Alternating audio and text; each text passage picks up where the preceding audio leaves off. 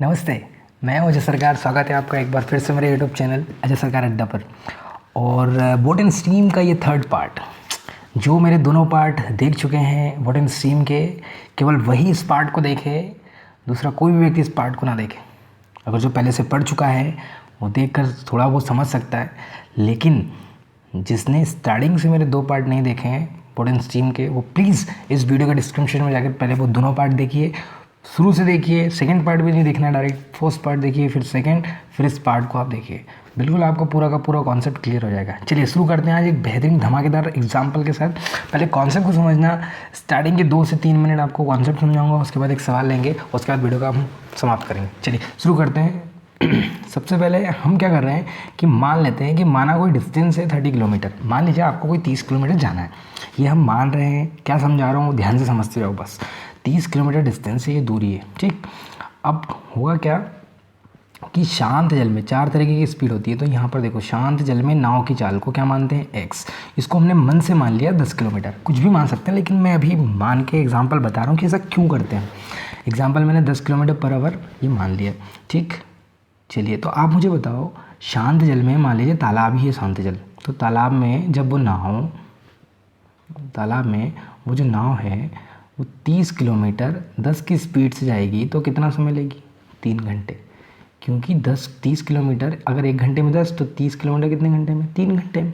चलिए आगे बढ़ते हैं। तो धारा की चाल y बराबर मैंने मान लिया 5 किलोमीटर, ये स्पीड मैंने मान ली मन से 5 किलोमीटर, कुछ भी मान सकते हैं, ठीक। उसके 5 किलोमीटर है, तो आप बताओ धारा है, तो धारा जब बह रही है तो 30 किलोमीटर अगर धारा को बहना है, तो आप बताओ 5 की स्पीड से कितने घंटे जाएगी, 6 घंटे। चलिए हटाइए ये भी, आगे बढ़ते हैं। उसके बाद अनुप्रवाह में गति। अनुप्रवाह मतलब होता है डाउन स्ट्रीम में स्पीड, दोनों की स्पीड जुड़ जाएगी, नाव की और धारा की, x + y। तो 10 और 5 15, तो 15 की स्पीड होगी। अगर कोई नाव धारा के साथ साथ जाती है अनुप्रवाह में, तो आप मुझे बताइए 30 किलोमीटर कितने की स्पीड से, 15, तो 15 दूनी 30, 2 घंटे का समय लगेगा।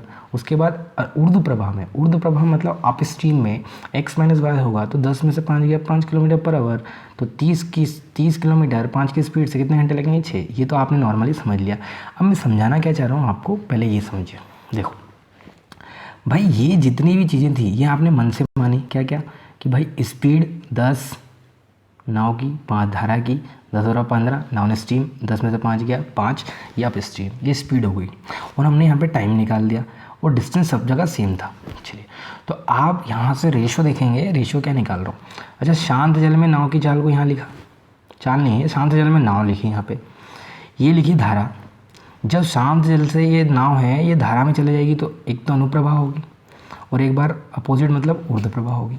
तो मैंने यहाँ स्पीड लिखा। स्पीड को क्या मानते हैं भाई साहब, हम स्पीड मानते हैं हम x, नाव की शांत जल में, y धारा की चाल, अनुप्रवाह में x + y, ऊर्ध्व प्रवाह में x - y। ये स्पीड की बात कर रहे हैं। तो स्पीड देखो हमने नाव की कितनी मानी थी, यहाँ पे 10 मानी थी, तो 10 लिख दिया। धारा की क्या मानी थी, 5, तो यहाँ पे 5 लिख दिया। 10 और 5 15, जब ये धारा के साथ जाएगी तो 15, जब ये अपोजिट डायरेक्शन में जाएगी ऊर्ध्व प्रवाह में, तो 10 में से 5 गया, 5 किलोमीटर। ये हो गई स्पीड। तो आप मुझे बताओ, स्पीड हमने मन से मानी, तो स्पीड का यहाँ पे रेशो क्या है। तो स्पीड का रेशो आप बोलेंगे सर स्पीड का रेशो ये कैंसिल कर दो, 5 × 5 5 दूनी 10, तो रेशो कितना आ गया, 2:1। ये रेशो आ गया है शांत जल में नाव का और धारा का, ठीक। चलिए उसके बाद अगर इसका रेशो 2 और 1 है, तो आप मुझे बताओ नाव को यहाँ कितने घंटे लगे थे, 3 घंटे। कब, शांत जल में, तो देखो 3 घंटे लिख दिया।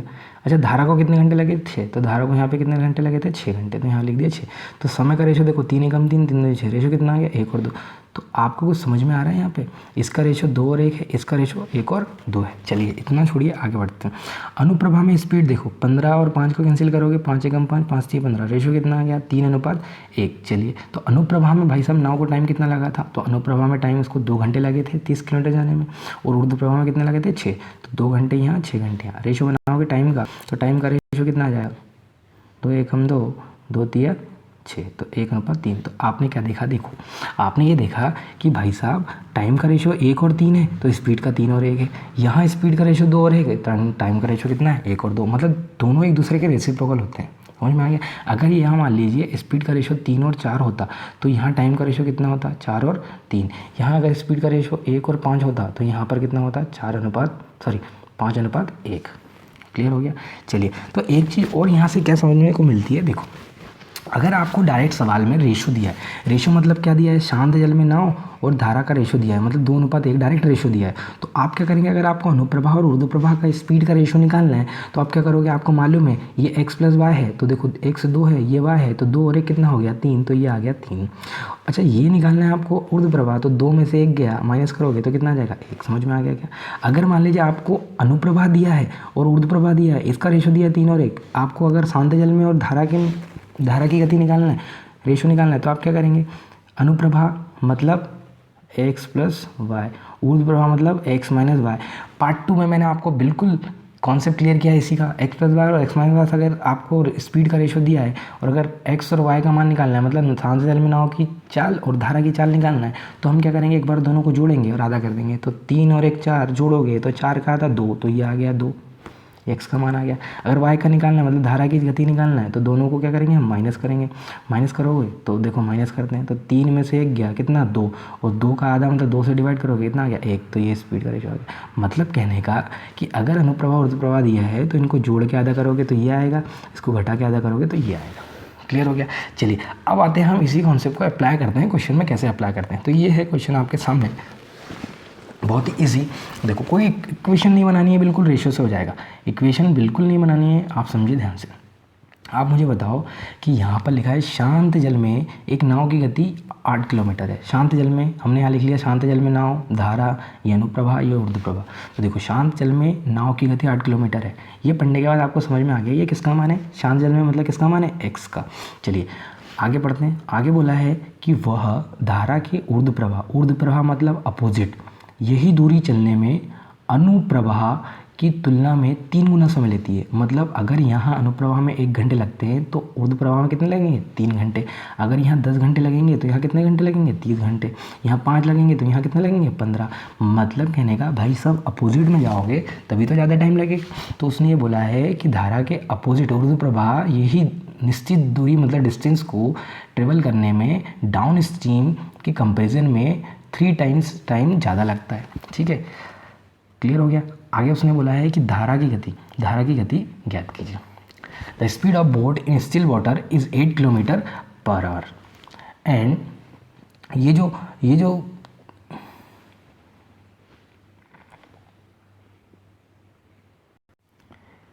बोट है, it takes 3 times to travel the distance in upstream. Find the speed of stream. चलिए सॉल्यूशन की ओर बढ़ते हैं। तो सॉल्यूशन में क्या दिया हो, देखो शांत जल में नाव की चाल, धारा, अनुप्रवाह, ऊर्ध्वप्रवाह हो गया। स्पीड की बात करते हैं तो यहाँ से नहीं करना है। देखो ये एरो जो बने हुए हैं, ये क्वेश्चन करने का तरीका मैं बता रहा हूँ किससे किधर डायरेक्शन में हम जाना है।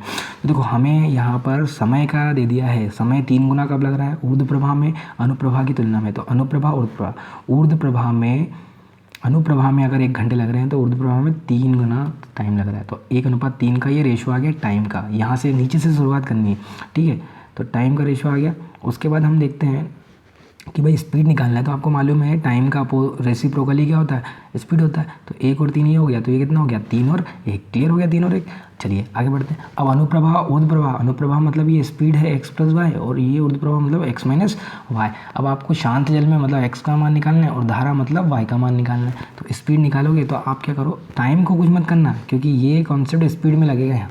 तो स्पीड ये देखो 3 और 1 कितना, 4। 3 और 1 कितना, 4 हो गया। तो 4 का आधा कितना, 2। तो 4 का आधा हो गया 2। तो यहाँ पे आ गया शांत जल में की चाल 2।